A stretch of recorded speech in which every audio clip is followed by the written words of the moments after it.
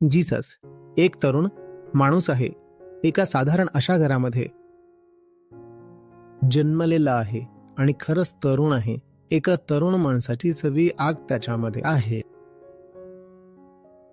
बेफाम फिरतो मोकळेपणाने.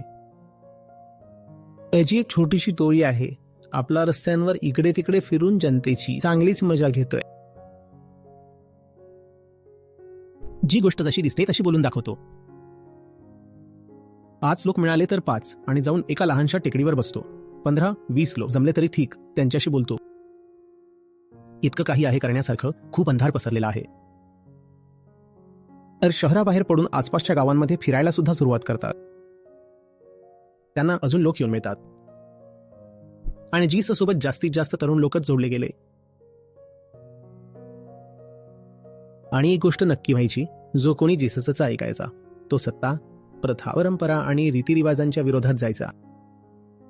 सत्ताधाऱ्यांसाठी अडचण निर्माण झाली. या माणसाचं काहीतरी करावं लागेल. खूप त्रास देतोय हा जर असाच बोलत राहिला, फिरत राहिला, याची जादू जर अशीच पसरत राहिली तर आपलं काही खरं नाही. मग कट रचला जातो, कारस्थान केलं जातं.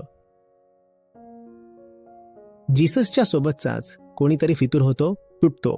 तो त्या कटाचा भाग बनतो आणि मग तो जीससला विकून टाकतो. असं नाही की त्यांना मरायचं होतं आणि त्या मृत्यू समोर आलाच आहे तर पडायचं कशाला. आणि मग हसत हसत एक दिवस जीसस सुळावर चढतात आणि मग सगळीकडे प्रकाश पसरतो. पण त्या अंधारातही खूप मोठा उजेड आहे.